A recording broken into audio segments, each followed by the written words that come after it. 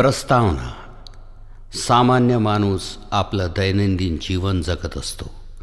पोट पाण्यासाठी अर्थार्जन करायला काहीतरी व्यवसाय, धंदा किंवा नोकरी करत असतो. हे सर्वांनाच करावं लागतं, कुणालाही ते चुकलेलं नाही. तथापि अशी नित्यकर्म करूनही लोक जीवनप्रवाहापेक्षा वेगळंच काही करतात. त्यांचं जीवन निश्चितच वेगळं घडत जातं. वेगळी वाट धरून त्यात काही विशेष अनुभव आलेल्या एका सामान्य शिक्षकाचं जीवनचरित्र म्हणजे योगी कथा हे पुस्तक. तुळजाराम शिवराम गाभणे यांना काही आध्यात्मिक अनुभव आले. त्यांनी ते आपल्या मुलांना सांगितले. त्यांचे एक पुत्र अरविंद, त्यांनी ते लिखित स्वरूपात आणले. वडील जणू आत्मकथा सांगत आहेत अशा पद्धतीने त्यांनी ते लिहिलेलं आहे. आपल्या पित्याप्रती असलेली त्यांची श्रद्धा, जिव्हाळा त्यातून दिसून येतो. पुस्तकाच्या पहिल्या प्रकरणातच कथानायक तुळजाराम आपल्या गतजन्माची कथा सांगतात.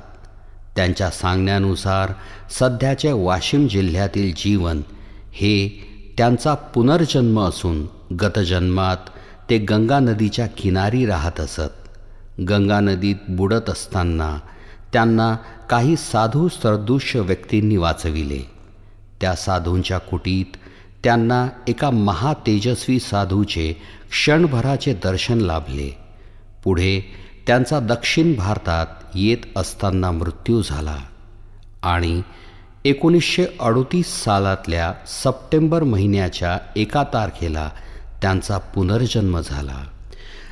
गतजन्माची कथा अगदी थोडक्यात संपवून ते आपल्या नवीन जन्माकडे येतात. दुसऱ्या प्रकरणात त्यांनी आपले आईवडील, भाऊ बहीण, सगळे सोयरे, पुत्र इत्यादींविषयी सविस्तर माहिती दिलेली आहे. ते स्वतः सन 1963 या वर्षी BA पदवी घेऊन नंतर BEd पण झाले. शाळेत शिक्षकाची नोकरी पत्करली. त्यांचा थोरला मुलगा अरविंद सिव्हिल इंजिनियर आहे. मधला मुलगा श्याम BTech कृषी हा लेखाधिकारी म्हणून कृषी विभागात कार्यरत असताना सन 2021 स्वर्गवासी झाला. धाकटा नितीन BSc BEd असून शिक्षक आहे. तीनही मुले चांगली विद्याविभूषित आहेत. आपला आपला व्यवसाय यशस्वीपणे करीत आहेत. आपल्या जिवलग मित्रांनी केलेल्या मदतीचा त्यांनी आवर्जून उल्लेख केलेला आहे. मात्र शिक्षक तुळजाराम यांना अध्यात्माची विशेष ओढ असल्याने देव, आत्मा अशा विषयांमध्ये रुची होती. त्यामुळेच भौतिक जीवनातील कष्टांसोबत ते ध्यान, आराधना पण करीत असत. साहजिकच त्याच अनुषंगाने आलेले अनुभव त्यांनी कथित केले आहेत. भविष्यातील घटना मला गुरूंच्या आशीर्वादाने अगोदरच ज्ञात होत असत असं ते सांगतात. त्याचप्रमाणे गुरूंच्या आशीर्वादाने माझ्यावरील अनेक संकटे टळली अशीही त्यांची भावना आहे. त्यांनी सांगितलेले काही अनुभव असे आहेत. आईचे निधन झाल्यावर तिला विठ्ठलचरणी जागा मिळाल्याचे त्यांना श्री चंदनशेष महाराज यांनी सांगितले.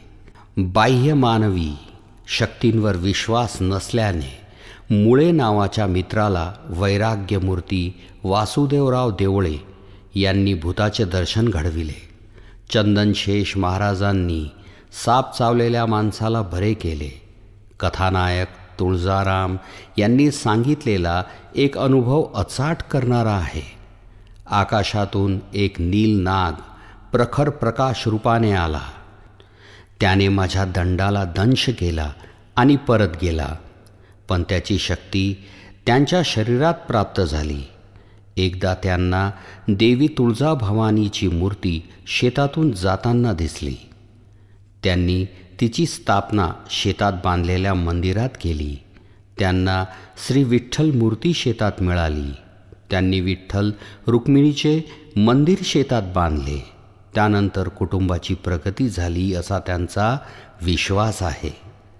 एखाद्या शेतात शिवलिंग असल्याचा साक्षात्कार त्यांना झाला.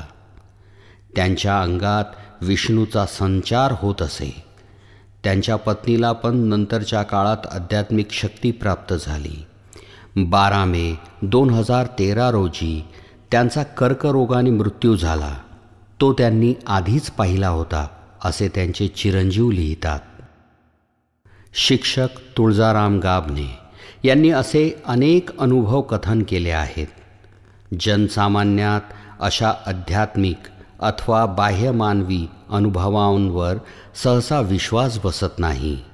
मात्र हे पण खरे आहे की असे अनुभव हे वैयक्तिक ज्याचे त्याचे असतात. इतरांना ते सहजासहजी पटणारे जरी नसले तरी तशाच मार्गाने जाणाऱ्या काही लोकांना मात्र असे अनुभव पटतात. असे अनुभव असलेली अशी माणसे एकमेकांना ओळखतात. नंतरच्या काळात तुळजाराम गाभणे यांनी वैष्णवदेवी, ओंकारेश्वर, सोमनाथ, मथुरा, रामेश्वर इत्यादी तीर्थस्थळांना भेटी देऊन देवदर्शन घेतले.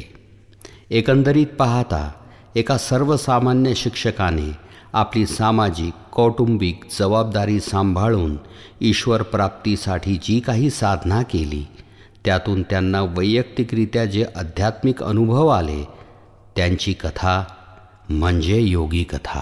हे पुस्तक होय. लेखक श्री अरविंद गाभणे यांनी आपल्या पित्यावरील श्रद्धेपोटी हे पुस्तक लिहिले असले तरी त्यांनी त्यांची मांडणी योग्य रीतीने केली आहे. त्याबद्दल त्यांचे कौतुक करावेसे वाटते. डॉक्टर कैलास शंकरराव कमोद, नाशिक.